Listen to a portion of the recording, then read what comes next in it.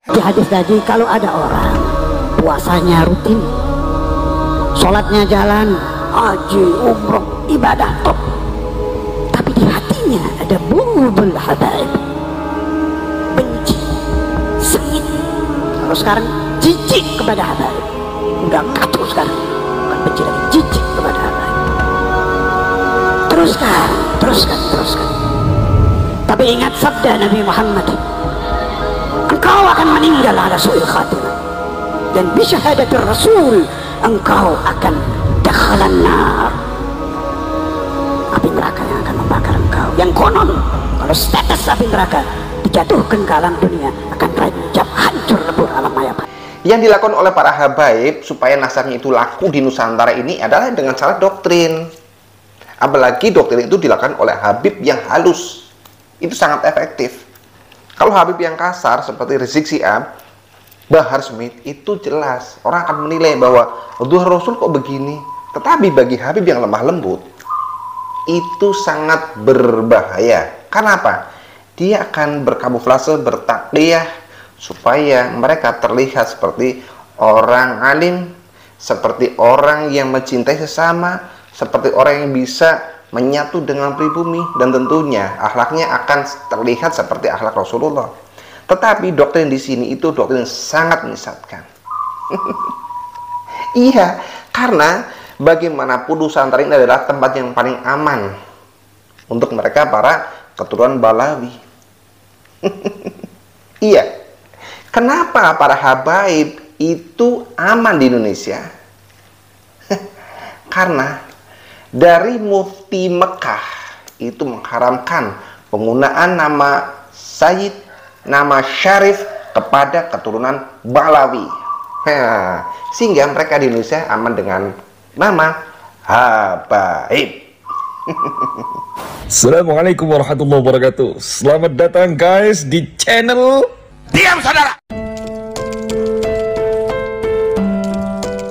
Selain mereka itu telah berani mengakui mereka itu adalah Duha Rasul, mereka seringkali menggunakan hadis Nabi sebagai doktrinnya.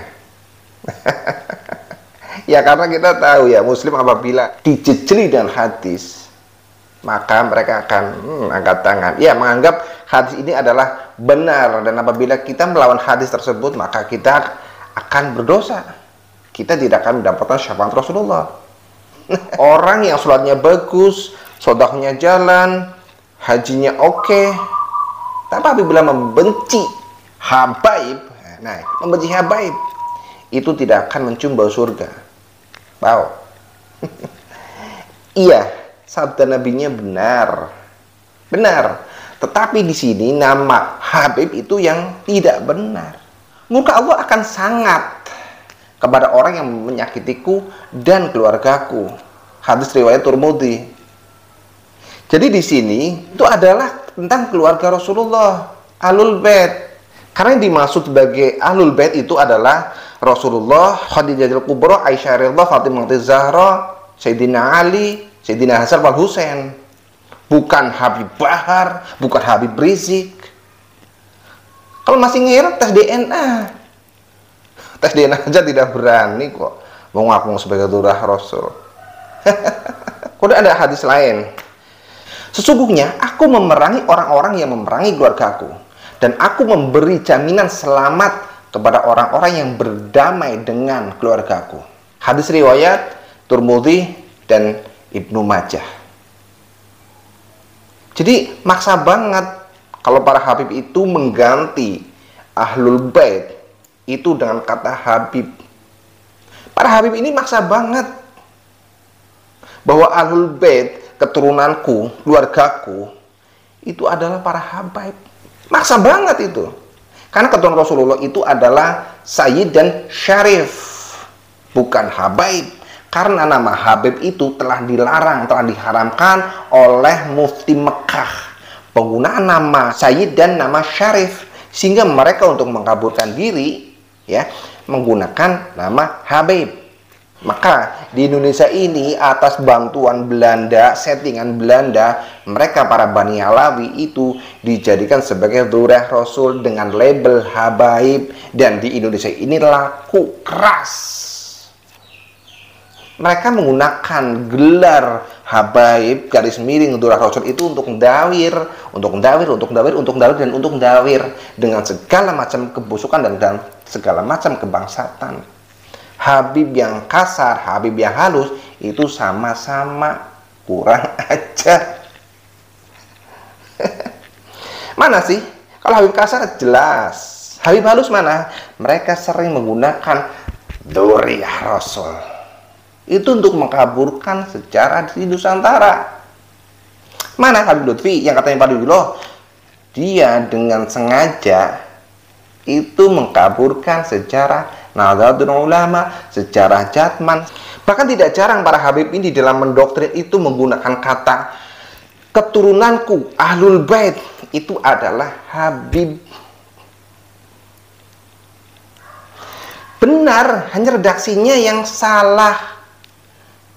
Kalau Kanjeng Rasul itu memberi jaminan selamat kepada orang-orang yang berdamai dengan keturunannya, itu benar. Tetapi keturunan Kanjeng Rasul itu apakah Habib? Keturunan Rasulullah itu dimaksud dalam redaksi itu adalah Sayyid Syarif, bukanlah para habaib. Apalagi mengaku sebagai Ahlul Bait.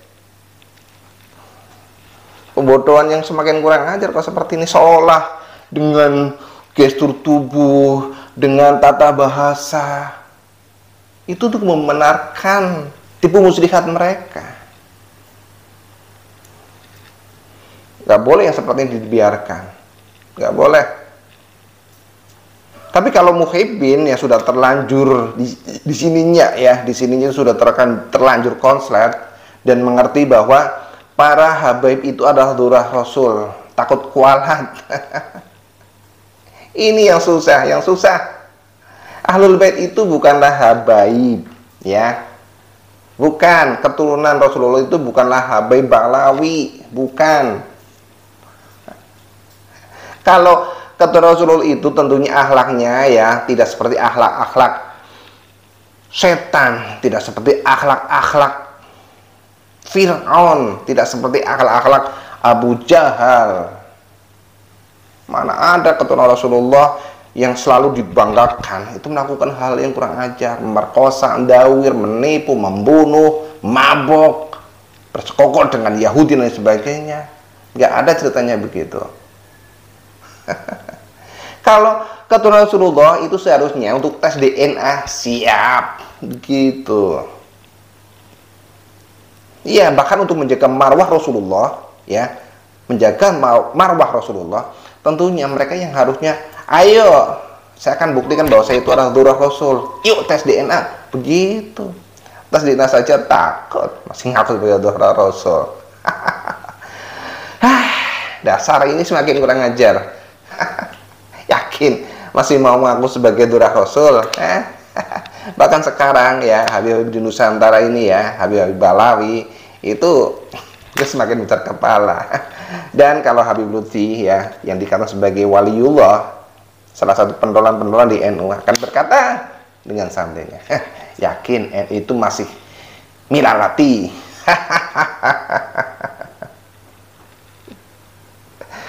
Tapi yang jelas jangan sampailah anak cucu kita itu nanti berantem karena kegoblokan mereka, karena doktrin-doktrin yang telah disihirkan oleh para generasi Yahudi. Siapa yang akan menjaga negeri ini kalau bukan kita? Mari kita jaga negeri dari tangan-tangan orang jahat, dari para pencuri makam dan dari para pencuri nasab.